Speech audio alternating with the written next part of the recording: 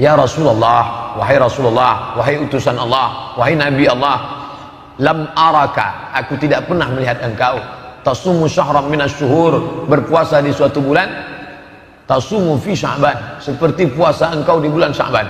Artinya dibandingkan bulan yang lain, Muharram, Safar, Rabiul Awal, Rabiul Akhir, Jumadil Awal, Jumadil Akhir, Rajab, puasa engkau lebih banyak di bulan Sya'ban. Kira-kira alasannya apa? Itu menunjukkan Usama ibnu Zaid dekat sekali dengan Nabi. Dia tahu Nabi makan, Nabi tak makan, Nabi puasa, Nabi tak puasa. Dia tahu bahwa Nabi puasa bulan ini lebih dari bulan yang lain, menunjukkan kedekatan yang luar biasa. Ini juga menunjukkan bahwa sahabat Nabi itu tidak menelan ajaran Islam bulat-bulat. Nabi puasa, puasa ajalah, usah tanya-tanya, nanti banyak tanya Nabi marah masuk neraka. Yang tidak boleh banyak bertanya itu kalau pertanyaannya tidak ada alasan dan hanya untuk bertanya-tanya macam Bani Israel. Lembunya warna apa? Kira-kira sudah dipakai untuk membajak atau tidak? Kira-kira umurnya berapa? Pertanyaan yang tidak membawa kepada amal, pertanyaan skolastik, pertanyaan hanya untuk wacana saja, pertanyaan hanya untuk bertanya-tanya, mengetes-ngetes, menguji orang. Adapun pertanyaan yang efeknya berdampak kepada amal, ini menunjukkan bahwa antara Nabi dengan sahabat Nabi itu ada hubungan yang sangat erat. Ini juga menunjukkan sahabat itu tidak takut sama Nabi walaupun umurnya jauh. Jadi kalau sebelum hijrah dia lahir 7 tahun, berarti saat Nabi hijrah umurnya 7 tahun. Waktu Nabi hijrah umurnya 53 tahun. Bapak bayangkan ada umur anak 7 tahun, 8 tahun, 9 tahun, 10 tahun berdialog dengan orang berumur 53 tahun. Mungkin itu antara, bukan lagi ayah dengan bapak, tapi antara cucu dengan kakek. Menunjukkan sahabat Nabi itu tak takut dengan Nabi. Nah sekarang sebenarnya banyak yang mau saya tanyakan sama Ustaz itu tadi. Kenapa tak tanya? Takut saya nengok muka Ustaz itu.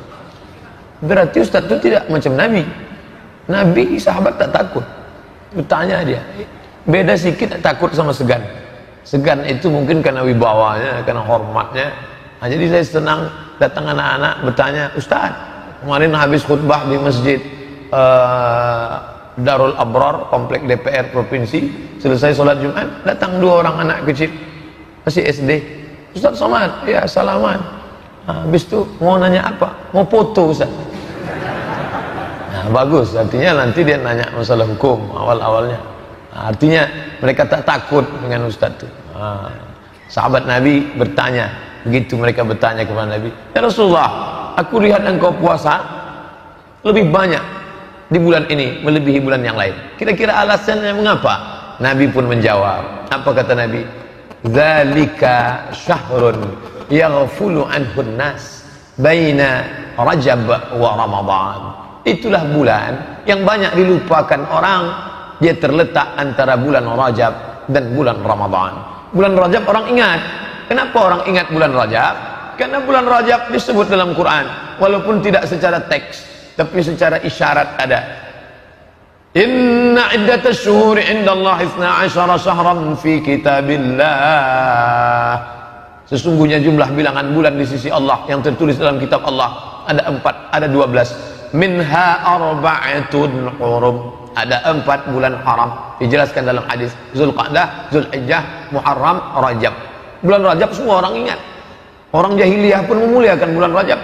Sampai-sampai mereka tidak mau membunuh bapaknya, membunuh orang yang membunuh bapaknya. Jumpa dia dengan pembunuh bapaknya, takkan dia hunuskan pedang. Kenapa? Karena ini bulan Rajab, bulan mulia, haram berperang. Bulan Ramadan semua orang tahu bulan Ramadan. Kenapa? Fihi lailatun khairum min alfi syahrin. Karena di dalamnya ada 1 malam kalau beramal lebih baik daripada 1000 bulan. Tapi ada 1 bulan yaghfulu anhun nas, banyak orang melalaikannya. Beramal di bulan yang dilalaikan orang pahalanya besar. Beramal di saat waktu orang lain lupa pahalanya besar. Contoh, malam semua orang tidur, wan nasu niyam, semua manusia tidur. Makanya pesan Nabi, wa tusalli fil laili wan nasu niyam. Salatlah engkau di tengah malam ketika orang sedang tidur. Karena beramal pada saat orang lalai itu pahalanya besar. Samalah seperti pada saat malam Idul Fitri. Malam Idul Fitri itu kadang SMS kita tak sampai pagi. Kenapa? Karena semua orang mengucapkan selamat Idul Fitri, selamat Idul Fitri, selamat Idul Fitri. Tapi pada saat orang lalai, di situ jaringan lancar. Maka carilah ketika orang lalai. Dunia ini sekarang hampir tak ada orang lalai. Di tengah malam kita anggap orang lalai, orang menjerit-jerit di tengah jalan. Gol! Hampir tak ada orang lalai. Tidak ada orang lalai untuk mengisi dunia, tapi lalai kepada Allah Ta'ala banyak. Carilah saat-saat orang lalai itu. Ini amat sangat penting. Sekarang orang banyak melalaikan Allah di saat ini. Ini beribadah. Ini terisyarat, tertulis isyarat bahwa beribadah pada saat orang lalai keutamaannya amat sangat luar biasa. Sekarang Pak Ustadz, banyak orang lalai waktu khotib naik mimbar. Waktu khotib naik mimbar banyak orang lalai tidur. Bangunlah situ, tengok wajah khotib itu, dengarkan baik-baik. Ini keutamaan di saat beramal. Alasan yang kedua, kata Nabi SAW, bulan itu, pada saat bulan yang orang lalai, bulan Sya'ban itu, apa dia? Allazi, yang pada saat itu yurfa'u fihil a'mal, turfa'u fihil a'mal. Pada bulan itu diangkat catatan amal manusia. Wa uhibbu an yurfa'a amali wa ana sha'im. Aku ingin ketika ila rabbil alamin, turfa'u fihil a'mal ila rabbil alamin, pada bulan itu disangkatlah amal orang selama setahun kepada Allah Subhanahu wa taala. Wa uhibbu an yurfa'a amali wa ana sha'im. Aku ingin, aku suka, aku cinta ketika amalku itu diangkat, aku dalam keadaan berpuasa. Imam Ibnu Rajab Al-Hambali dalam kitabnya Fathul Bari, Syarah Sahih Al-Bukhari. Imam Fathul Bari ada dua. Satu Fathul Bari ditulis oleh Imam Ibnu Hajar Al-Asqalani. Satu lagi adalah ditulis oleh Imam Ibnu Rajab Al-Hambali. Imam Ibnu Rajab mengatakan, amal diangkat itu 3 kali. Amal harian, amal mingguan, amal pekanan, amal tahunan. Amal harian itulah yang diangkat setelah sholat asar. Makanya utama beramal sholat berjamaah, sholat asar. Sholat asar berjamaah, sholat sama dengan malaikat. Sholat subuh berjamaah, sholat sama dengan malaikat. Lau ya'lamuna ma fil atamati was subhi, kalau andai dia tahu pahala sholat subuh berjamaah, la atauhu mahabwan, mereka akan datang walaupun merangkak. Malaikat yang menjaga malam tadi, dia akan naik pada subuh ini, gantian dengan malaikat yang turun pada saat subuh. Mereka akan berjaga untuk siang menjelang asar. Nanti waktu asar, buku catatan amal dari sholat subuh ke sholat asar itu diangkat. Ini amal harian, kata Imam Ibnu Rajab Al-Hambali. Kemudian ada amal pekanan, itu saya tak sebut mingguan. Minggu diambil dari kata minggu, artinya hari menyembah Tuhan. Sedangkan kita sebut pekan, sepekan. Kenapa pekan? Karena biasanya satu pekan ada pekan, yaitu selama 7 hari. Jumat, Sabtu, Ahad, Senin, Selasa, Rabu, Kamis. Maka pada hari Kamis dianjurkan berpuasa Kamis. Aku ingin pada saat amalku sepekan itu diangkat, aku juga dalam keadaan berpuasa. Dan ada amal rapel selama 1 tahun, catatan full, yaitu amal kita dari sejak mulai Ramadan tahun lalu, Ramadan, Syawal, Zulqa'dah, Zulhijjah, Muharram, Safar, Rabiul Awal, Rabiul Akhir, Jumadil Awal, Jumadil Akhir, Rajab.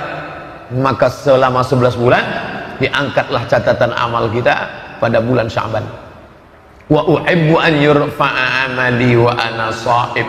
Aku ingin ketika amalku itu diangkat, aku dalam keadaan berpuasa. Pada saat amal harian dilaporkan kepada Allah, Allah bertanya kepada malaikat. Allah bertanya, bukan Allah tak tahu.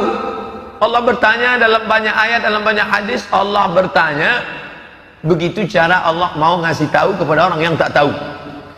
Saya mau kasih tahu ke mahasiswa, tapi saya ingin bagaimana supaya mereka mendengar jawaban saya ini menjadi segar, ada rasa ingin tahu. Karena beda antara informasi yang saya sampaikan begitu datar dengan yang saya pancing dulu. Tahukah kalian siapa orang yang paling rugi? Ketika saya katakan begitu, bukan berarti saya tak tahu. Saya ingin memberitahu kepada mereka dengan cara memancing keingintahuan, dengan cara bertanya. Maka Allah bertanya kepada malaikat, hai malaikat, ketika engkau bawa buku catatan hambaku itu tadi, mereka sedang apa? mereka sedang sholat asar berjamaah, ya Allah, bersama dengan kami. Itu amal harian. Amal pekan, sepekan. Ketika kalian bawa catatan amal hambaku itu satu pekan, mereka sedang apa? Mereka sedang puasa hari Kamis, ya Allah. Begitu juga dengan tahunan. Ketika kalian bawa buku catatan hambaku itu selama setahun, saat kalian angkat amalnya, dia sedang apa? Kata malaikat menjawab, mereka sedang berpuasa, ya Allah. Mereka tahan makan, mereka tahan minum, mereka tahan mata, mereka tahan nafsu syahwat, padahal istrinya halal, padahal makannya halal, padahal minumnya halal. Apakah mereka pernah melihat surgaku? Tidak. Apakah pernah mereka merasakan nerakaku? Belum. Apakah pernah mereka melihat aku? Tidak. Ternyata mereka sudah sampai pada maqam ihsan.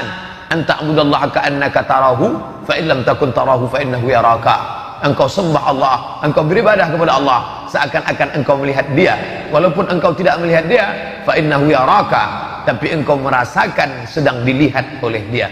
Dan orang paling merasakan ihsan itu ketika sedang puasa. Ketika sedang sholat, orang ihsan, tak berani dia menggerakkan biji matanya ke atas karena dia sedang merasa dilihat, dipandang Allah. Pada saat orang melaksanakan ibadah umrah, dia sedang ihsan, tak berani dia mencabut bulu hidungnya, tak berani dia mencabut rambutnya, tak berani dia mencabut duri di pokok kayu, tak berani dia membunuh binatang, karena dia sedang merasakan ihsan, pengawasan Allah SWT. Maka pada saat puasa, tak berani dia makan, tak berani dia minum, tak berani dia berpikir yang tidak-tidak, tak berani dia berkata-kata bohong, dusta, sia-sia, lara. Kenapa? Dia sedang berada dalam pengawasan Allah Subhanahu wa ta'ala. Maka alangkah baik, agung dan mulianya ketika di awal-awal ini kita kaji hadis ini, mumpung masih di awal bulan Sya'ban. Maka hadis ini yang kita kaji diriwayatkan oleh Imam An-Nasai dalam kitab Sunan, diriwayatkan oleh Imam An-Nasai. Status hadis haditsun hasan, hadis hasan. Di sisi lain, hadis ini juga memberikan kabar gembira bagi ibu-ibu yang banyak hutang puasa di tahun lalu. Tahun lalu tinggal puasa berapa hari? Tinggal 30 hari. Banyak betul, sampai 30 hari mengandung, menyusukan anak. Jadi seorang suami tahu, sadar betul dia juga sebagai suami mengingatkan istrinya, dia juga sebagai anak. Kita ini laki-laki sebagai suami satu kali, sebagai anak satu kali, sebagai abang satu kali, sebagai adik satu kali, sebagai paman satu kali. Ada perempuan di sekitar kita, ada beberapa perempuan yang itu di bawah pengawasan kita. Bukan kita dicari orang pada saat mau menikahkan anak kemanakan saja, tapi juga adalah sebagai laki-laki yang bertanggung jawab terhadap ibadah mereka. Kita ingatkan adik kita, kamu punya anak, ya, sedang menyusukan anak, ya, puasamu tinggal kemarin 30 hari. Itu tanggung jawab kita. Jangan sampai kita biarkan mereka sehingga kita mendapat gelar dayus. Muhammad dayus ya Rasulullah. Siapa itu dayus ya Rasulullah? Alladzi yuqirrus su', membiarkan anak kemanakannya, membiarkan saudaranya, membiarkan adiknya melakukan perbuatan buruk. Perbuatan buruk bukan hanya tidak menutup aurat, perbuatan buruk adalah tidak mengqadha puasa. Maka kita ingatkan, ini bulan Sya'ban nih, keutamaannya banyak, maka engkau qadha puasamu yang lalu. Lupa. Sejak Syawal sudah 11 bulan tak mengqadha puasa. Maka di bulan Sya'ban ini, mumpung masih tanggal 2, besok hari Ahad tanggal 3, hari Senin tanggal 4, Ahad, oke, Ahad saya tak bisa puasa nih. Kenapa? Ini godaannya besar nih, ayam panggang, ayam penyet, pesta, nikah, walimah, akikah. Saya tak bisa puasa nih Pak Ustadz. Hari Senin tak ada halangan. Maka hari Senin, malam Senin itu bangunkan istri, bangunkan keluarga, ajak mereka mengqadha puasa. Niatkan puasa, saya niat mengqadha puasa yang tinggal tahun lalu, diqadha pada hari Senin, maka keutamaannya luar biasa. Qadhanya lunas satu hari, dapat pahala puasa Senin, dapat pahala puasa sunat Rajab. Jadi beramal ini cerdas, smart, cerdas. Sekarang banyak orang punya smartphone, HP-nya yang cerdas, orangnya tak cerdas. Cerdas kita beramal, satu kali amal dapat 3 bonus. Mungkin yang lalu-lalu apa boleh buat. Begitulah Allah memudahkan, selalu memberikan motivasi. Tidak ada alasan orang untuk takut beragama. Takut saya pengajian ini sikit-sikit neraka. Enggak, kabar gembira. Nabi itu dikirim Allah SWT basyiran wa nazira. Basyir, kabar gembira. Nazir, peringatan. Makanya basyir lebih dulu. Basyiru, beri kabar gembira. Wala tunaffiru, jangan buat orang takut kepada agama. Yassiru, berikan kemudahan. Wala tu'assiru, jangan mempersulit-sulit. Ustaz, saya belum mengqadha puasa nih, neraka jahanam tempat ente. Orang takut beragama. Saya belum mengqadha puasa nih. Insyaallah. Sekarang kita kan masih tanggal 2 qadha. Ibu, ganti puasanya, Bu. Ustaz udah sebut 2 kali ibu. Memangnya laki-laki tak ada tinggal puasanya? Laki-laki lebih banyak pula puasanya tinggal. Sejak kapan dia meninggalkan puasa? Kalau si ibu kemarin meninggalkan puasa sejak hamil 30 hari, menyusukan 30 hari, menyusukan tahun kedua 30 hari. Si bapak rupanya tak puasa sejak akil balik. Umur sekarang berapa? 43. Akil balik berapa? 13 tahun. 43 kurang 13, 30 tahun tak puasa. 1 tahun 30 hari. 30 tahun 3 kali 3 900 hari tak puasa. Oleh sebab itu qadha, gantilah ini. Jangan disangka taubat selesai. Usolli sunat taubat rakaataini lillahi ta'ala. Puasa tinggal selesai. Ustaz Somad tu macam tak pernah aja tinggal puasanya. Dulu pernah. Sedang puasa saya, datang kawan saya bawa soto Medan. Ayo lamat makan kita, kata dia. Waktu itu masih sekolah. Akhirnya batal puasa, tapi udah saya ganti dah. Yang lalu-lalu itu diingat. Qadha.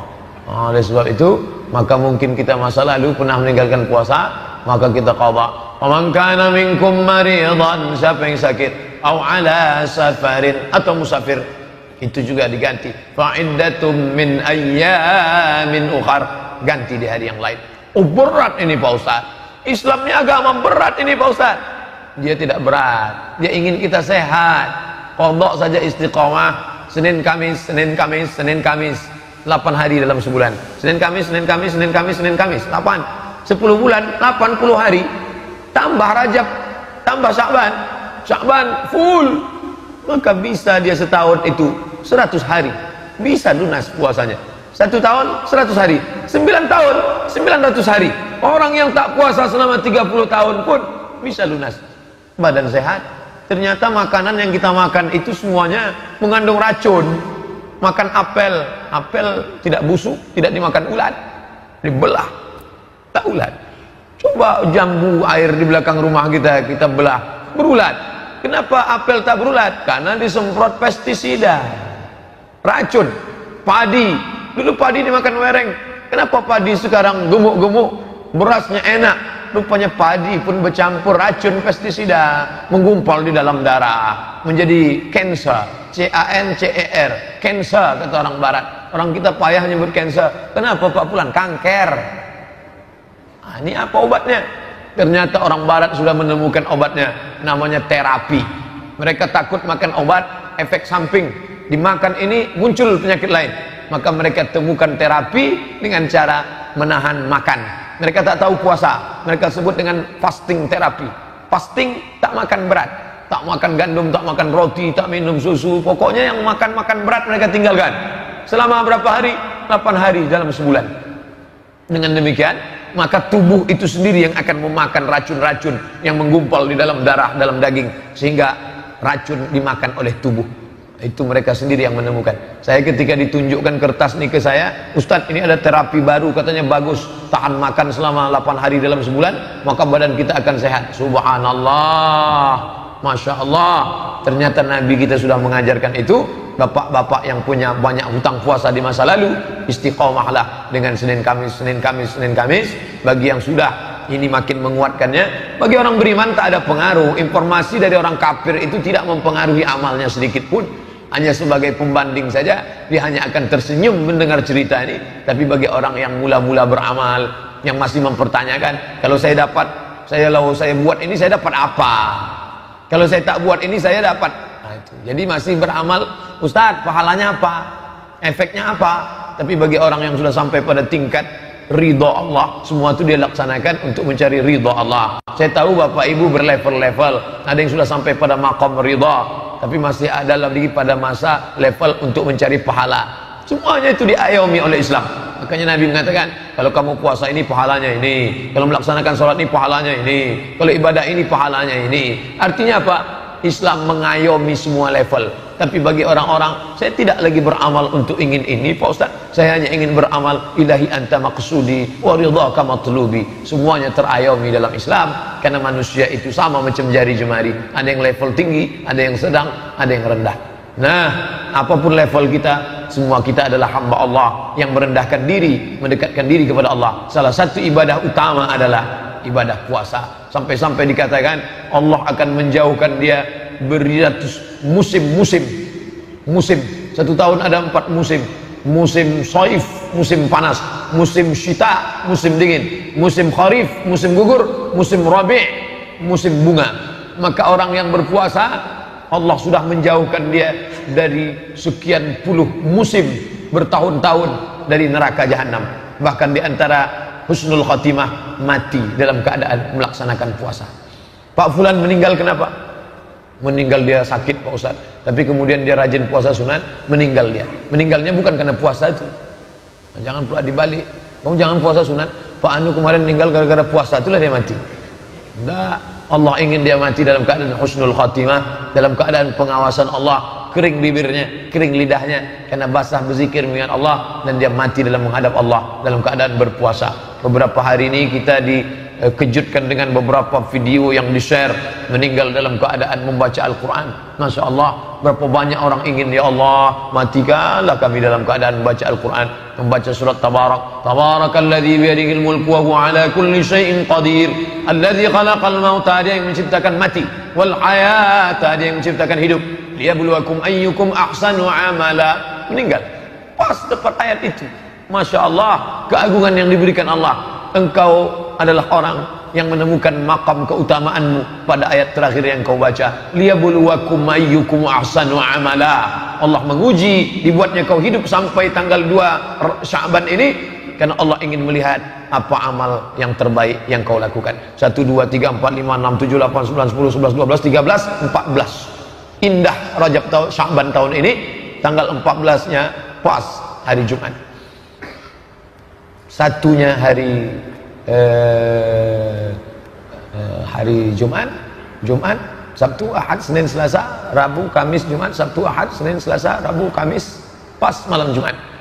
Kamis tanggal 14, malam Jumatnya nanti malam nisfu Sya'ban. Kita lanjutkan hadis yang lain, bukan hadis yang pertama tadi. Hadis pertama sudah selesai. Ittala Allahu ala jami'i khalqihi lailatan nisfi min Sya'ban. Pada malam nisfu Sya'ban, ittala Allah memperhatikan semua makhluknya. Hadis ini mesti dipahami dengan baik. Jangan katakan Allah hanya memperhatikan malam nisfu Sya'ban, lalu malam-malam yang lain Allah, na'udzubillah, subhana rabbika rabbil izzati amma yasifun, maha suci Allah atas semua sifat-sifat. Kalian katakan Tuhan tidur, kalian katakan Tuhan tak menengok, kalian katakan Tuhan santai. Tak betul. Allah itu adalah la ta'khudhuhu sinatun wala naum. Dia tak mengantuk, dia tak tidur, dia tak lalai. Wa ma kana Allahu bighafilin amma yaf'alu dhalimun. Allah tak pernah lalai, tak pernah lupa. Lalu apa makna hadis ittala Allahu ala jami'i khalqihi lailatan nisfi min Sya'ban? Pada malam nisfu Sya'ban Allah memperhatikan semua makhluknya. Tiap hari Allah memperhatikan makhluknya. Allah memberikan perhatian khusus pada malam nisfu Sya'ban. Fayaghfiru li jami'i khalqihi, diampunkannya semua makhluknya yang meminta malam itu, yang berdoa malam itu, yang bermunajat malam itu. Dari sejak kapan? Dari mulai habis azan maghrib, karena masuknya malam nisfu Sya'ban, pergeseran waktu dalam kalender qamariyah beda dengan syamsiah. Kalau syamsiah sejak tergelincir matahari sejak jam 12 malam. Sedangkan qamariyah begitu nampak anak bulan sore Kamis nanti malam Jumat, kita pun sudah masuk malam nisfu Sya'ban, beramallah. Tapi Nabi tak ada menyebutkan amalnya apa, itu tak ada. Tak ada Nabi menyebutkan kamu mesti buat ini. Dan nanti kalau ada yang mengatakan harus baca ini, harus buat ini, harus baca ini, harus zikir ini, itu ijtihad dari para ulama. Misalnya datanglah orang bertanya ke saya, Ustaz Somad, ya ada hadis tentang malam nisfu Sya'ban? Ada. Sahih apa tak sahih? Syekh Albani mengatakan hadis ini bisa diterima sebagai amal. Nasiruddin Al-Albani yang mengatakan hadis malam nisfu Sya'ban ini bukan dhaif, bukan maudhu, bukan palsu, bukan dhaif. Ini kalau ada nanti orang mengatakan tak ada tuh dalil malam nisfu Sya'ban, Syekh Nasiruddin Al-Albani yang mengatakan hadis ini bisa diterima. Ittala'allahu ala jami'i khalqihi lailatan nisfi min Sya'ban. Allah memperhatikan semua makhluknya pada malam nisfu Sya'ban. Fayaghfiru li jami'i khalqihi. Allah mengampunkan semua makhluknya illa kecuali dua. Ada dua yang tak diberikan ampunan, ada dua yang tak dikabulkan doanya. Yang pertama, musyrik, orang yang masih syirik, mempersekutukan Allah, menyembah Lata, Uzza, Manat, Hubal, Jibti, Tagut, yang masih datang kepada dukun, yang masih kepada minta kepada benda keramat, yang masih mempersekutukan Allah. Maka taubat nasuhala, berhenti menjelang malam nisfu Sya'ban ini. Bukan hanya menjelang nisfu Sya'ban, sejak kapan saja berhenti buat dosa. Salat sunat taubat, mandi taubat, salat sunat taubat, banyak beristighfar, minta ampun kepada Allah. Yang kedua, yang tak diterima Allah doanya, yang tak diperhatikan Allah malam itu, yang dicueki oleh Allah adalah musya'in, orang yang belum berdamai dengan musuh, dengan kerabat, dengan tetangga, dengan sahabat. Maka damai itu indah, mendamaikan hati. Jangan lagi bermusuhan. La yahillu lil muslimun ayyahjura akhahu fawqa thalathi layalin.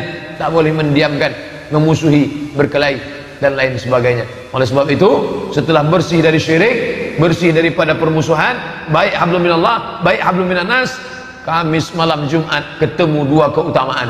Malam nisfu Sya'ban, malam sayyidul ayyam, sayyidus syuhur, induk dari segala bulan, bulan Ramadan.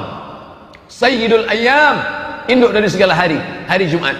Hari Jumat sudah dimulai pada petang Kamis malam Jumat. Man qara'a suratal kahfi yaumal jumu'ah, siapa yang membaca surat kahfi petang Jumat, malam Jumat, hari Jumat, siang Jumat, adha'a lahu min nur, Allah memberikan dia nur, cahaya pencerahan, ma bainal jumu'ataini, antara dua Jumat. Habis maghrib itu baca surat al-kahfi, baik. Saya baca al-kahfinya besok lah Pak Ustaz, baik. Saya mau baca Quran malam ni khatam Pak Ustaz, baik.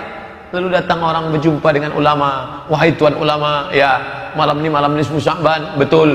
Saya amalnya apa? Amal aja banyak-banyak. Amalnya apa? Amal aja banyak-banyak. Tentu sebagian orang tak puas dengan itu. Dia mau Ustaz tu menyebutkan, sebutlah Ustaz secara detail teks. Lalu kata Ustaz tu, bacalah surat Yasin. Kenapa Yasin disuruh?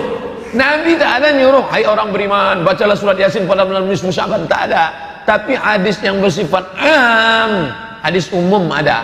Man qara'a Yasin fi lailatin, siapa yang baca surat Yasin pada suatu malam, asbaha maghfuran lah, pada waktu subuhnya dia sudah diampunkan Allah Subhanahu wa taala. Jadi nanti kalau ada yang membid'ahkan baca Yasin malam nisfu Sya'ban, dalilnya umum ada. Ini saya tunjukkan bahwa malam nisfu Sya'ban itu utama, ada dalilnya umum. Ittala'allahu ala jami'i khalqihi lailatan nisfi min Sya'ban. Allah memperhatikan makhluknya pada malam nisfu Sya'ban. Fayaghfiru li jami'i khalqihi, diampunkan semua makhluknya, illa musyrik atau musya'in, kecuali orang yang musyrik dan orang yang belum berdamai. Hadisnya ada, tapi dalam hadis itu tak ada disebut surat Yasin. Lalu tentang hadis surat Yasin, hadis lain. Buka dalam tafsir Ibnu Katsir, muqaddimah surat Yasin. Man qara'a surat Yasin, man qara'a Yasin, siapa yang baca surat Yasin fi lailatin, dalam suatu malam. Tak disebutnya malam apa? Malam nisfu Sya'ban, malam Jumat, malam Senin, malam Kamis, pokoknya malam. Asbaha maghfuran lah, pada waktu subuhnya dia sudah mendapatkan ampunan Allah Subhanahu wa taala. Jadi dua hadis yang dikombinasikan. Boleh menggabungkan dua hadis nih Pak Ustaz. Baca kitab Kaifana Ta'amal Ma'as Sunnah yang ditulis oleh Syekh Yusuf Al-Qaradawi. Kata dia, cara yang paling baik memahami hadis bukan satu hadis dibaca lalu diambil satu hukum. Dah, bukan begitu caranya. Dikombinasikan beberapa hadis baru ditarik satu kesimpulan. Cari satu hadis tentang solat dari takbiratul ihram sampai salam, tak akan jumpa hadis tentang solat. Ini iftitahnya, ini rukuknya, ini sujudnya, ini i'tidalnya. Begitu juga hadis tentang Isra Mi'raj. Tolong carikan saya hadis Isra Mi'raj, satu hadis dari mulai Nabi berangkat ke Masjidil Aqsa, naik ke Sidratul Muntaha, turun, satu hadis. Tak ada. Hadis itu dikombinasikan, hadis ini, hadis ini, hadis ini, lalu dikumpulkan ulama menjadi satu, disusunlah kitab Al-Isra wal Mi'raj. Begitu juga dengan amalan-amalan ini. Kalau diminta satu hadis, tak ada, beberapa hadis. Lalu kenapa setelah selesai membaca surat ini orang berdoa? Itu namanya tawassul dengan amal soleh. Ya Allah, berkat aku membaca Al-Quran surat Yasin ini, maka engkau mudahkanlah segala urusan anakku. Buka tafsir Ibnu Katsir. Apa kata Imam Ibnu Katsir? Idza quri'a fi amrin asirin, kalau dibacakan pada perkara yang sulit, illa yassarahullah, maka Allah memberikan kemudahan. Tawassul dengan amal soleh, ada hadisnya, ada tentang 3 orang terjebak di dalam gua. Masuk dia ke dalam gua, hujan rintik-rintik, tak mungkin melanjutkan perjalanan, maka bernaung di dalam gua. Tiba-tiba tak lama datang batu bergelinding dari atas bukit, pas menutup pintu gua, tertutup, terjebak 3 orang. Maka mereka berdoa kepada Allah dengan bertawassul. Yang satu berdoa, ya Allah, berkat sedekahku, maka bukakanlah pintu gua ini. Terbuka pintu gua, tapi tak bisa mereka keluar. Yang satu lagi bertawassul, ya Allah, berkat aku berbakti kepada orang tuaku, bukakanlah pintu gua. Terbuka, belum bisa keluar. Yang satu lagi bertawassul, ya Allah, berkat barokah aku tak jadi berzina dengan sepupuku. Nah, jadi bisa bertawassul dengan sedekah, bisa bertawassul dengan bakti kepada orang tua, bisa bertawassul dengan tak jadi berzina, tak jadi mencuri. Ya Allah, aku tak jadi pacaran. Kata anak-anak muda yang sudah terlanjur, cari amar lain. Berkat aku begini, berkat aku. Makanya orang sebelum berdoa itu baca Fatihah, ala hazniha wa kulli niyatin sholihah, al-Fatihah. Kenapa dia baca Fatihah? Dia bertawassul dengan bacaan Al-Fatihah. Ya ayyuhalladzina amanu taqullah, hai orang-orang beriman, takutlah kalian kepada Allah, wabtaghu ilaihil wasilah, carilah wasilah. Bukan mencari wasilah perantara antara aku dengan Allah, ada perantara Lata, Uzza, Manat, Hubal, Jibti, Taghut, Naham. Bukan, carilah perantara, maksudnya dengan amal soleh, barokat ini ya Allah. Tapi jangan kuat-kuat riya, sum'ah, mempertunjukkan amal kepada orang lain. Ini dalil-dalil. Jadi tidak ada aturan baku mesti beramal ini, tidak. Lalu dia kemudian memperbanyak solat malam. Baik, solat malamnya biasanya hanya 11 rakaat. 2 rakaat 1 salam, 2 rakaat 1 salam, 2 rakaat 1 salam, 2 rakaat 1 salam. Habis itu ditambahnya witir 3 rakaat, selesai. Tapi pada malam itu karena malam khusus dibuatnya solat banyak-banyak. Ya tak ada salahnya. Pokoknya kalau lebih dari 11 rakaat bid'ah. Wa kullu bid'atin dhalalah, wa kullu dhalalatin finnar. Lebih dari 11 rakaat masuk neraka. Kalaulah 11 rakaat menjadi batasan, siapa yang melaksanakan lebih masuk neraka, maka masuk neraka lah sahabat Nabi yang disebut dalam kitab Musnad Ahmad bin Hanbal, yang dilaporkan kepada Nabi, ya Rasulullah, ya ini ada kawanku. Kenapa dia sholat dari Isya sampai subuh. Sholat Isya sampai subuh itu rakaatnya banyak sekali. Dari mana Ustaz tahu rakaatnya banyak? Karena ayatnya Qul huwallah. Itu menunjukkan ayatnya banyak. Kecuali Nabi sahabat ini melapor, ya Rasulullah, ya ada kawan saya. Kenapa dia sholat dari Isya sampai subuh. Ayatnya rakaat pertama surat Yasin. Nah, itu kemungkinan tak sampai karena dia baca ayatnya panjang. Tapi ini dilaporkan, ya Rasulullah, sahabatku ada sholat dari Isya sampai subuh. Ayatnya apa? Qul huwallah. Qul huwallah. Ini tak pernah dibuat Nabi. Maka sahabat ini heran, kenapa kawanku ini ayatnya Qul huwallah terus dilaporkannya kepada Nabi. Lalu apa kata Nabi? Dia anggap Nabi marah. Itu adalah perbuatan bid'ah. Aku tak pernah mengajarkan salat Isya dari Isya sampai subuh. Aku tak pernah mengajarkan ayatnya Qul huwallah, Qul huwallah, Qul huwallah, Qul huwallah. Tapi dia terkejut. Ternyata Nabi menjawab. Apa kata Nabi? Innaha la ta'dilu sulusal Quran. Sesungguhnya surat Al-Ikhlas Qul huwallah itu kalau dibaca 1 kali sama dengan 1/3 Al-Quran. Apa yang ingin Nabi sampaikan?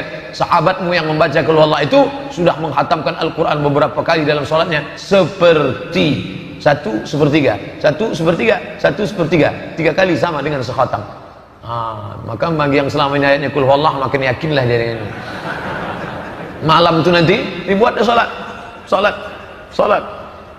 banyak-banyak salat. Tak salah. Imam Hanbali yang nama asli Ahmad bin Hanbal punya kitab Musnad Ahmad bin Hanbal, meninggal tahun 241 Hijrah. Dia punya anak namanya Abdullah ibnu Ahmad bin Hanbal. Nanti kalau adik-adik, bapak-bapak mahasiswa baca dalam kitab Musnad Hanbal, qala Ahmad bin Hanbal haddatsani abi. Banyak orang salah membuat skema sanad dalam Musnad Ahmad bin Hanbal karena di situ ada disebut haddatsani abi, ayahku meriwayatkan hadis kepadaku. Aku mendengar hadis ini dari ayahku, kata Ahmad bin Hanbal. Kata anaknya namanya Abdullah bin Ahmad bin Hanbal. Orang bertanya kepada dia, "Hai Abdullah, ya, engkau anak kandung Ahmad bin Hanbal?" "Betul." "Berapa salat malam ayahmu. Kata Abdullah bin Ahmad bin Ambal,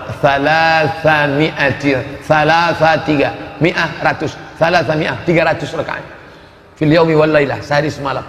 Nah, jadi kalau begitu Bapak Ibu yang selama ini sudah menganggap amal kita ini banyak, belum ada apa-apanya kalau membandingkannya dengan Ahmad bin Hanbal. Oleh sebab itu tidak ada larangan memperbanyak ibadah macam-macam pada malam Mi'raj itu. Apakah sendiri-sendiri atau berjamaah Pak Ustaz? Khalid ibn Ma'dan, Makhul, di antara tabi'in negeri Syam, mereka pada malam nisfu Sya'ban itu berkumpul beramai-ramai di masjid negeri Syam. Yaktahilun, mereka pakai kahal celah. Yalbasuna siyab, mereka pakai pakaian jubah kebesaran. Wa yatabakharun, mereka pakai bukhur asap, mereka nyalakan dupa, mereka nyalakan apa itu namanya yang harum-harum itu, gaharu. Ada model gaharu, kayu gaharu, ada juga model seperti menyan dia. Ada batang kayu, kalau ditakik, dipotong, keluar getahnya, seperti damar, itu dipakai harum. Nah, itu di Arab kalau mau menikahkan anak, acara walimah itu dipakai harum. Makanya habaib kalau datang waktu acara Habib Syekh kemarin dibakar. Disangka orang yang tak tahu sedang manggil jin. Itu parfum Arab itu begitu. Maka pada malam nisfu Sya'ban mereka hidupkan kayu gaharu di masjid, harum semerbak, mereka pakai jubah kebesaran, lalu mereka memakai celak, mereka beribadah di masjid beramai-ramai. Itu yang melakukannya siapa? Salaf itu. Maka menghidupkan malam nisfu Sya'ban di masjid, tradisi salaf. Kalau memang betul mengaku salaf, ramai masjid. Hanya saja salaf itu pun berbeda. Salaf Makkah dengan salaf negeri Syam. Jadi kalau ada orang mengatakan kami ini bermanhaj salaf, salaf mana? Salaf itu tidak satu manhaj. Salaf itu banyak manhajnya. Itu yang dikatakan Syekh Ramadan Al-Buti dalam kitabnya As-Salaf. Salaf bukanlah satu mazhab, karena salaf itu banyak. Antara salaf Aisyah dengan salaf Ibnu Abbas saja beda tentang memaknai apakah Nabi Muhammad melihat Allah atau tidak pada saat Isra Mi'raj. Salaf yang mana? Salaf bukan satu manhaj. Salaf itu banyak. Makanya saya sebutkan salaf mentakwil ayat-ayat. Maka takwil itu bukan manhaj khalaf, tapi salaf. Keliru orang yang mengatakan bahwa salaf itu satu manhaj. Karena salaf itu banyak manhaj. Ada manhaj sahabat ini, ada manhaj sahabat ini. Maka salaf yang ada di negeri Syam berbeda, mereka menghidupkan malam nisfu Sya'ban. Kenapa orang di Makkah tidak ramai-ramai di masjid? Kenapa orang di negeri Syam ramai-ramai datang ke masjid?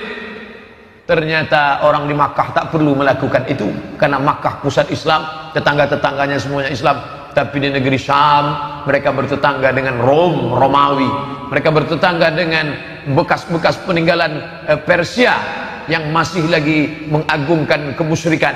Maka perlu untuk menunjukkan show force pada malam itu mereka ramai-ramai, sehingga orang kafir menengok, orang Islam ramai malam nisfu Sya'ban ini, hati-hati dengan orang Islam, jangan macam-macam dengan mereka, tengok mereka ramai itu.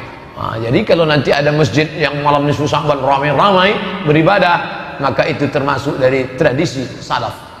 Salaf itu 3 abad pertama. Khairul qurun qarni, sebaik-baik abad-abadku. Tsumma alladzina yalunahum, 1 abad sudah itu. Kemudian 1 abad sudah itu. Inilah salafus salih, salaf yang baik-baik. Adapun sesudah itu maka disebut dengan khalaf. Setelah nisfu Sya'ban ada hadis menyebut idzan tasafa Sya'ban fala tasumu. Kalau sudah lewat nisfu Sya'ban fala tasumu, jangan puasa lagi. Nanti ada ibu yang puasa tanggal 21 Sya'ban. Ibu kok nggak makan? Saya puasa. Apa ibu nggak tahu hadis ini? Idzan tasafa Sya'ban fala tasumu. Kalau sudah nisfu Sya'ban jangan puasa lagi. Lalu ibu bapak pun banyak yang takut puasa, karena orang menyebut jangan puasa lagi, jangan puasa. Padahal hadis ini ada penjelasannya. Jangan dibaca hadis itu bulat-bulat. Yang tidak boleh puasa itu adalah orang yang memulai puasa sunat setelah nisfu Sya'ban. Itu yang tak boleh. Selama ini tak pernah dia puasa. Rajab tak ada puasa, 1, 2, 3, 4 ini dia tak ada puasa. Tiba-tiba setelah nisfu Sya'ban dimulainya puasa sunat. Itu tak boleh. Itulah makna hadis itu, idzan tasafa Sya'ban. Kalian yang tak pernah puasa sebelumnya, tiba-tiba setelah nisfu Sya'ban kalian mulai puasa sunat, fala tasumu, jangan. Tapi bagi orang yang melanjutkan puasa, Ibu, bapak memang biasa puasa Senin, Kamis, Senin, Kamis, Senin, Kamis. Kebetulan jatuh pada tanggal 21, jatuh pada tanggal 17, boleh. Atau dia biasa puasa Nabi Daud 1, 3, 5, 7, 9, 11, 13, 15, pas 17 puasa dia. Ente puasa ya? Iya, fala tasumu. Aku boleh, ente yang tak boleh. Ente memang tak pernah puasa, sekarang baru mulai. Aku memang dari dulu puasa. Apa tak tahu kalian aku sering puasa? Ha? Itu pun tak boleh juga. Riya namanya. Idzan tasafa Sya'ban, yang dimaksud idzan tasafa kalau sudah lewat pertengahan, memulai puasa. Adapun melanjutkan yang sudah hampir selama ini boleh. Yang kedua, siapa yang boleh? Mengqadha. Mengqadha boleh. Diqadhanya pada tanggal 17, 18 boleh. Adapun hikmah kenapa dianjurkan puasa ini, supaya kita sudah merasakan manisnya puasa. Beda antara orang yang mulai lomba lari, beda antara mulai orang yang lomba pemanasan mau masuk main bola dengan orang yang sudah lari-lari, maka main bolanya dia nyaman. Begitu juga dengan ibadah ini. Ada orang yang baru pemanasan, gelisah dia di awal Ramadan, tapi orang ini sudah merasakan manisnya puasa, sehingga manis Ramadan dia beda dengan manisnya Ramadan orang yang baru memulai. Kita ikuti saja sunnah-sunnah perbuatan Nabi ini, maka kita akan merasakan manisnya iman, manisnya puasa, manisnya tahajud, manisnya ibadah, manisnya munajat kepada Allah Subhanahu wa ta'ala. Poin terakhir tentang Sya'ban adalah bulan Sya'ban mengingatkan kita tentang pindah arah kiblat, jatuh pada bulan Sya'ban tahun kedua. Nabi sampai di Madinah Rabiul Awal, Rabiul Akhir, Jumadil Awal, Jumadil Akhir, Rajab, Sya'ban, Ramadan, Syawal, Zulqa'dah, Zulhijjah, Muharram, Safar, Rabiul Awal, Rabiul Akhir, Jumadil Awal, Jumadil Akhir, Rajab, Sya'ban. Jadi kalau ada yang mengatakan Nabi menghadap ke Baitul Maqdis 17 bulan, dia ngitungnya dari Rabiul Akhir. Nabi menghadap ke Baitul Maqdis 18 bulan, dia menghitungnya dari Rabiul Awal. 18 bulan menghadap ke Baitul Maqdis. Baitul Maqdis ke sana, Baitullah ke sana. Menghadap ke sana. Orang Yahudi ngejek, tengok tuh Muhammad menghadap ke Baitul Maqdis, tempat kita. Sampai akhirnya Nabi sholat menghadap ke langit. Bilang, apa kata Allah? Qad nara taqalluba wajhika fis sama. Kami lihat engkau menghadapkan wajah ke langit. Falanuwalliyannaka qiblatan tardaha. Kami akan menghadapkan wajahmu ke arah kiblat yang kau sukai. Akhirnya turunlah ayat, fawalli wajhaka syatral masjidil haram. Hadapkanlah wajahmu ke arah Masjidil Haram. Ayat itu turun pada waktu zuhur. Zuhur ayat itu turun di kota Madinah Al-Munawwarah. Orang Kuba baru berpindah arah kiblat subuh. Asar, maghrib, isya, subuhnya barulah orang yang ada di Kuba, sampai ayat itu disampaikan oleh sahabat ke Kuba, barulah mereka pindah arah kiblat ke arah Masjidil Haram. Itu terjadi pada bulan Sya'ban. Maka bulan Sya'ban mengingatkan kita tentang Al-Masjidil Aqsa. Masjidil Aqsa adalah Ka'bah tertua kita, kiblat tertua kita. Kita 18 bulan menghadap ke sana selama di kota Al-Madinah Al-Munawwarah, yang awalnya diperintahkan Allah untuk melunakkan hati orang Yahudi, tapi hati Yahudi ini keras, tak bisa menerima itu. Maka Allah balikkan arah kiblat. Tidak ada alasan orang Yahudi degil, padahal sudah dilunakkan dengan tengoklah Nabi Muhammad ini sama dengan Musa, Nabi Muhammad ini sama dengan Isa. Kenapa kalian menolak yang dibawa oleh Musa sama dengan yang dibawa oleh dia? Kenapa kalian menolak juga? Tidak ada alasan. Tapi dasar mereka ini orang yang paling sulit menerima kebenaran. Maka Allah tunjukkan keutamaan. Maka kita pun mengenang Al-Masjidil Aqsa. Adik-adik, mahasiswa, mahasiswi, bapak-bapak, ibu-ibu, buat wallpaper laptop Masjidil Aqsa, buat gambar HP Masjidil Aqsa. Ini Ustaz ini ceramah aja atau ngomong aja, saya dari dulu wallpaper memang Masjidil Aqsa, supaya ketika hidup nampak Masjidil Aqsa. Ini enggak, wallpapernya artis, ingat artis aja lah, buat Masjidil Aqsa. Subhanalladzi asra bi 'abdihi lailan minal masjidil haram ila al-masjidil aqsa alladzi barakna haulah. Mengenang itu, kita akan mengenang bagaimana keadaan saudara-saudara kita di Palestina sekarang. Maka gelisah hati orang Islam yang hidup hari ini, gelisah itu sudah lumayan imannya. Gelisah aja dia memikirkan Masjidil Aqsa, sehingga dengan kegelisahan itu menetes air matanya berdoa, Allahumma ansur ikhwanal mujahidin fi Falastin. Naik khotib hari Jumat mengingat itu sudah alhamdulillah. Jangan sampai kita berada pada posisi nyaman, adem, ayam, tentram, tenang, padahal kita tidak mestinya tenang. Orang Islam yang hatinya gelisah dengan keadaan saudaranya dapat pahala, gelisah dengan keadaan umat dapat pahala, gelisah orang tak solat dapat pahala, gelisah dengan orang tak mengqadha puasa nyantai saja dapat pahala. Susah hati, kenapa? Karena agama Allah ditinggalkan. Maka berubah dalam wujud ilmu, amal, ilmu, amal, ilmu, amal.